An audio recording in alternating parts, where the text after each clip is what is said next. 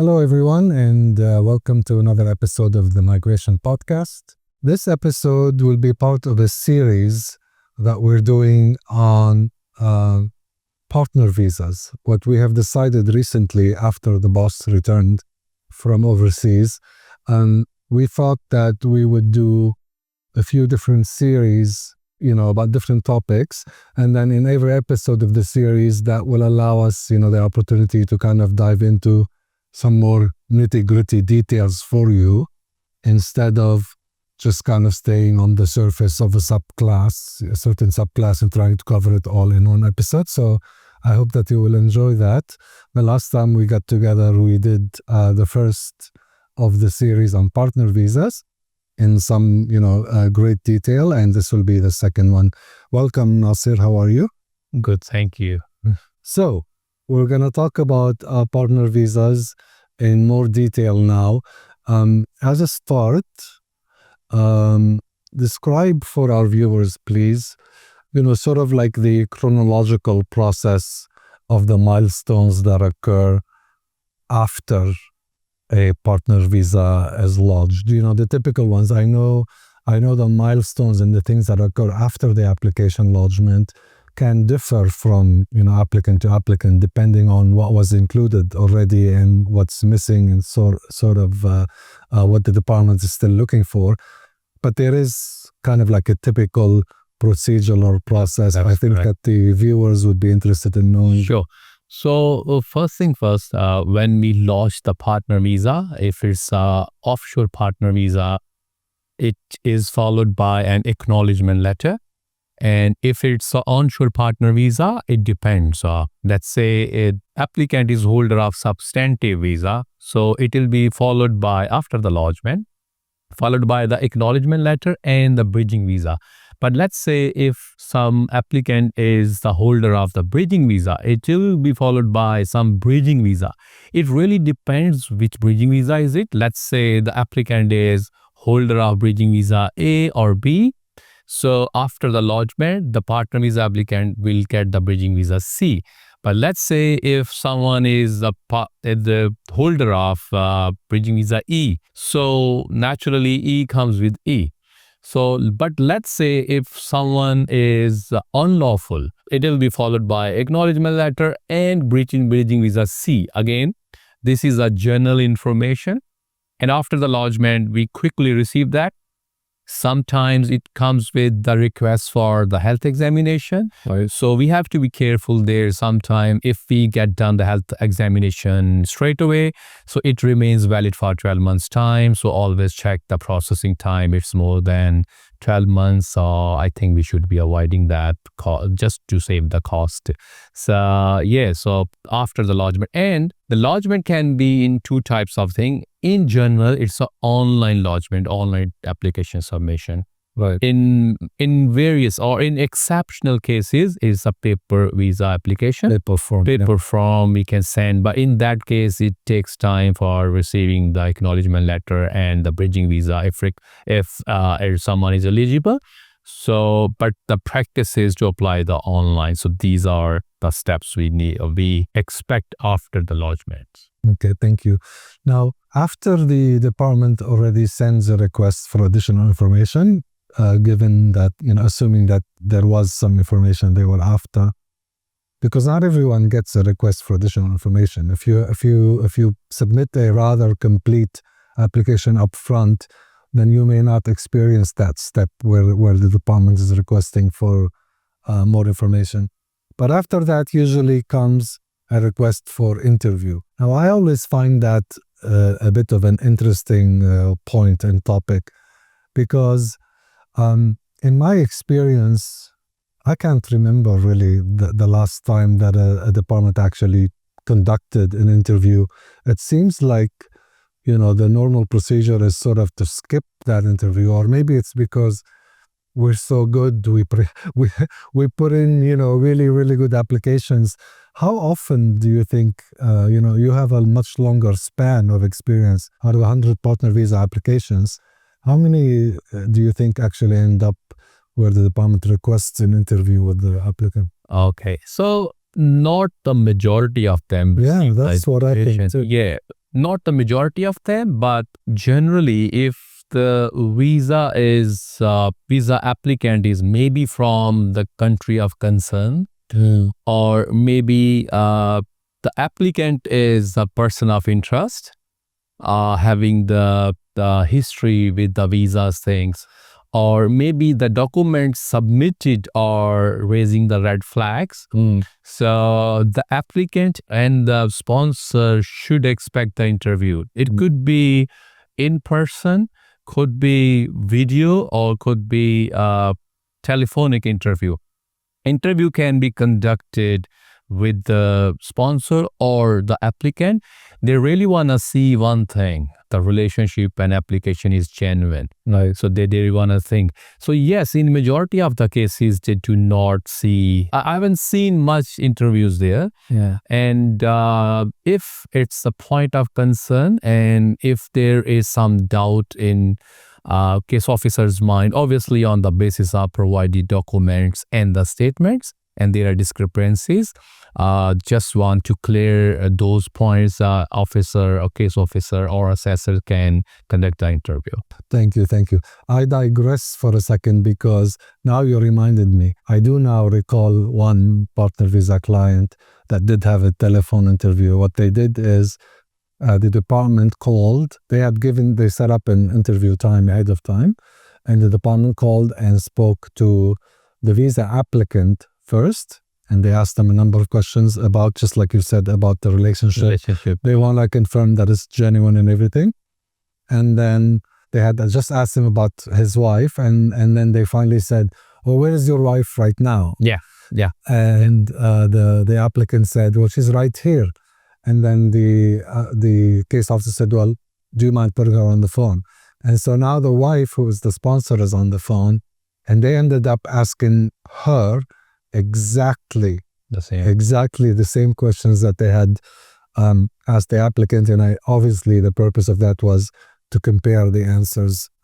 That's right. And they don't want to, if they see any discrepancy, obviously it's a point of concern, but there should be, or there will be maybe a margin of emotions there.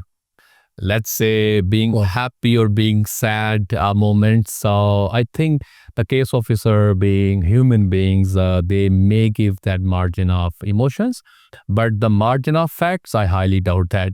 No one will look at the margin of facts, discrepancy in facts, discrepancy in events, or maybe the timelines and everything. Milestones, yes, I have to be very careful there. Right. Thank you.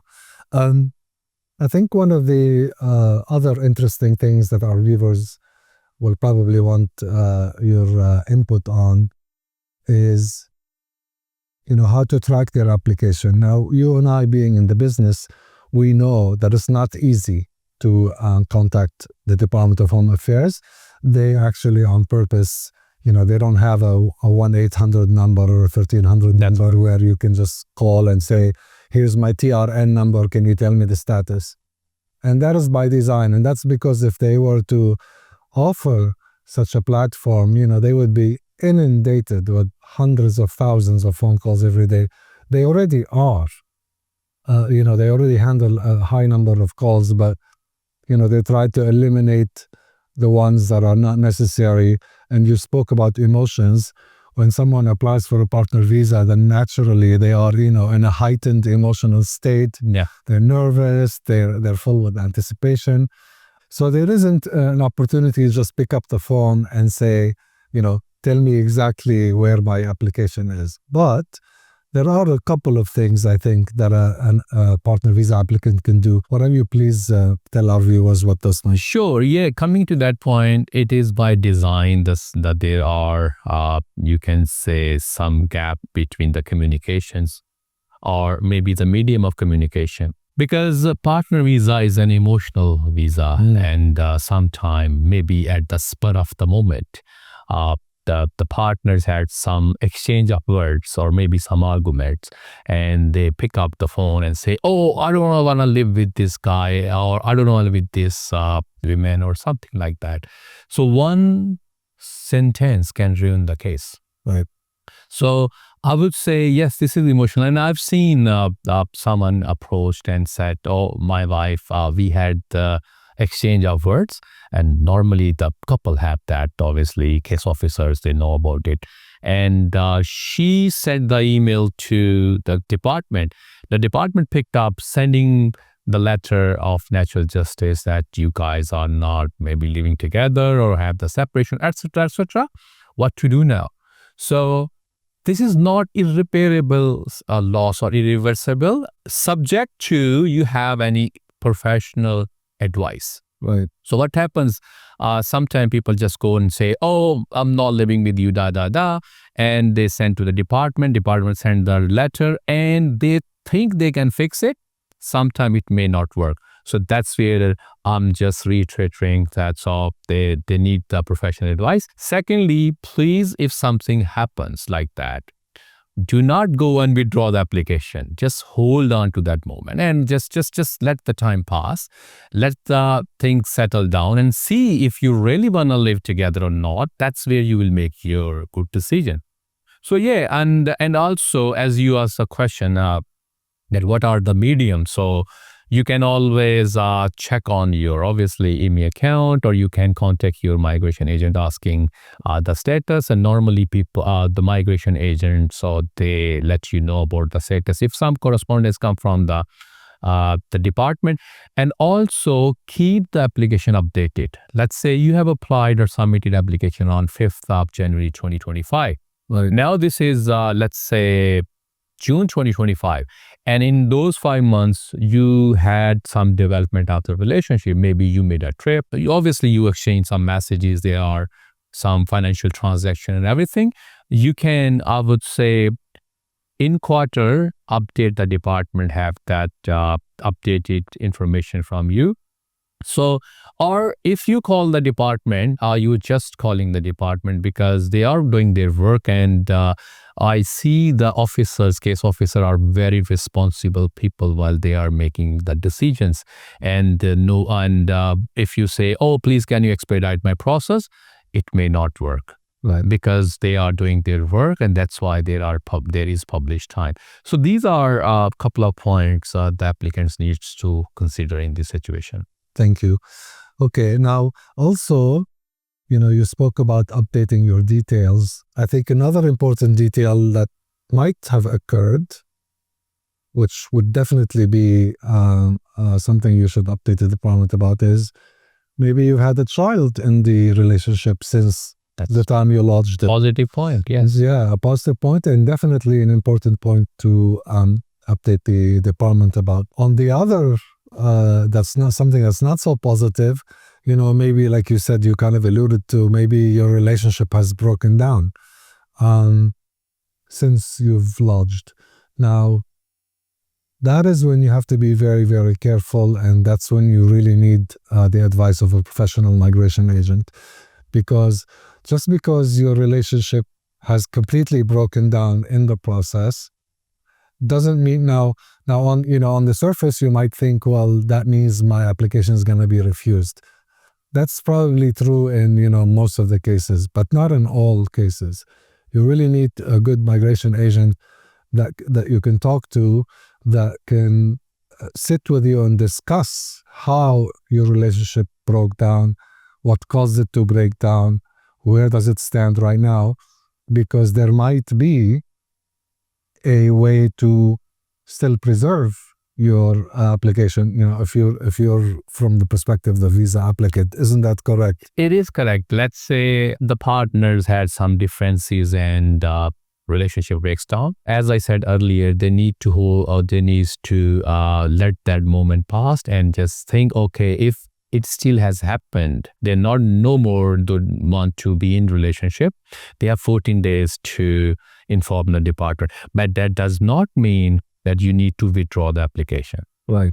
Withdrawal the application means, you just left everything behind and just moved on, I don't know which XYZ another application.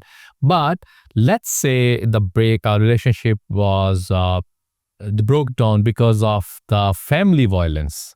So the department has this partner visa has a provision of family violence. Let's say, For sure. even though you don't have sponsor with you, the visa applicant has the opportunity to, as you said, preserve or secure the favorable outcome for the visa applicant, because and it has a, let's say they've been living together, something got reported and it is very favorable.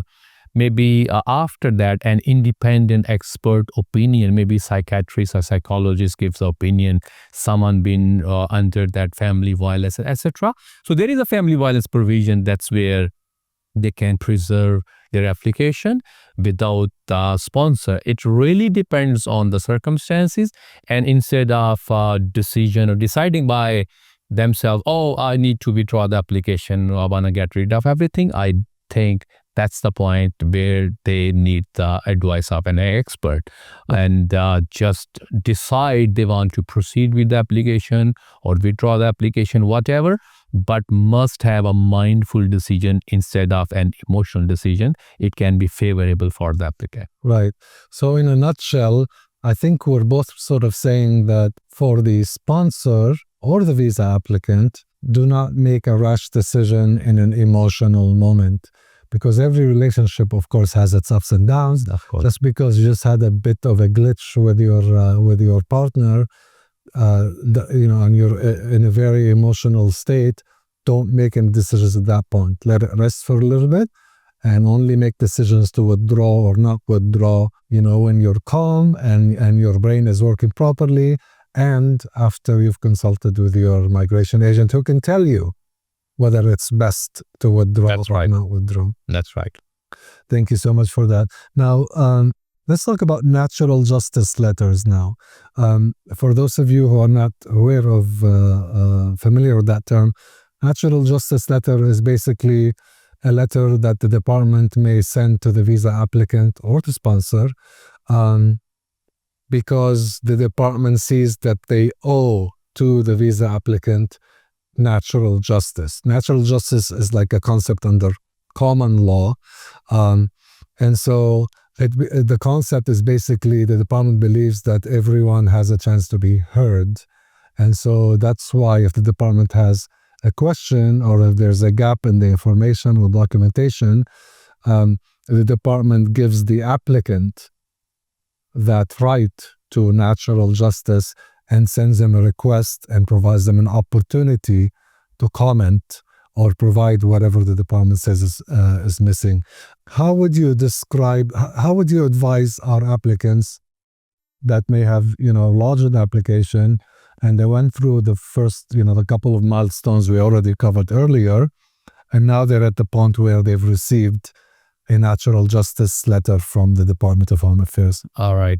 So natural justice, as you described earlier, there are normally when the case officer needs more information, they can use either Section 56, additional information, or Section 57 in case some adverse information has been received. So when it says adverse information, it means unfavorable for the applicant. Now, as you said earlier, the case officer wants to give the opportunity to the applicant to clarify himself or herself, because they really want to see it as a natural justice instead of unfair to someone. Now, it means they really want to fill the gaps between the facts and the information received. For that, I would say maybe they need an expert opinion or advice. That should be the first thing. But as to response to the natural justice, always reply all those questions arise by that letter. And now the case officer specifically asking about some question, you need to satisfy the case officer that, or maybe that's not the case what you've been thinking, or maybe you have received some information. So natural justice is something you need to get alert. So it's not the business as usual, or not a general thing to know, oh, case officer has asked me, I have provided this and this and this. No, you have to be very careful. Whatever you are replying and corroborate with that evidence. Let's say natural justice says, oh, maybe in my information, you got married on 26th of January, but you have claimed that you were married on Feb. So the case officer may be asking, you have to satisfy the case officer, no, we got married on Feb and etc. Or maybe there is some misunderstanding. So you need to clear that smoke screen and you need to satisfy the case officer, or it will followed by the refusal. So this is red flag. This is something you have to be very, very careful, and it's a sensitive stage of your application. So that's what we call the letter of natural justice. Right. So if you receive a natural justice letter, just like you kindly and eloquently said, if it's not a red flag, then it's quite yellow. It is not business as usual. Yeah, it's definitely not green. And not that well. That's right. And it's if you have a good agent and you've received a natural justice letter, then what the agent will do is they will study the natural justice letter very, very closely, and they will research the law. They will do some legal research for you, the law that is related to the points, to the content of the natural justice letter. And then what a good agent will do is they will write what we call a submission. A submission is basically a piece of, of writing that the agent will send on your behalf in response to this natural justice letter.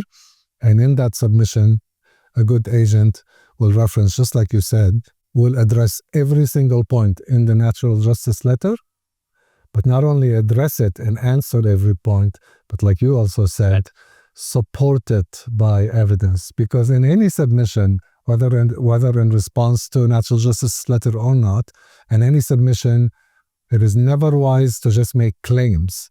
Yeah. The delegate, the minister's delegate, the case officer that's going to receive the response of natural justice letter is not going to be interested in empty claims. You can make claims and you can make representations in a natural justice letter, and that's what you should do, but every single claim or point that you raise in the submission has to be supported by, and we usually, at the end of a submission, we usually have like an index of all the attachments, attachment 1 through 15 or 20. That's correct. And every point we raise in the submission will say, please see attachment number 3, because that's what the officer has to see. Correct. So that the natural justice, I think, is a very interesting process. It is. And we could talk a whole episode about the point of your application. Yeah, thank you so much. Now, to just conclude this episode, can you give us an example, based on your long experience, of when you had a partner visa applicant and they did receive a natural justice letter, and give us, tell us what the department was after, what was missing from the application, and how you addressed it in your submission. It's very interesting case because both partner was above 60. So love at first sight, and they were not very much familiar with the technology. So the guy was carrying that old phone, no smartphone. Not so smartphone, yeah. And then he thought that, and actually it was a genuine marriage, genuine relationship, everything. Sure. And he submitted that application by himself and saying that, department know I'm living here. He was born in Australia. I have provided them everything.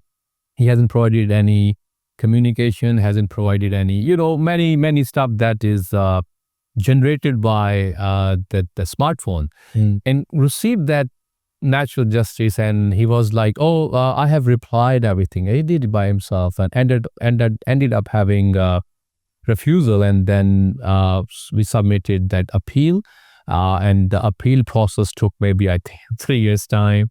And they were still in relationship, and everything is genuine. They're still, in relationship.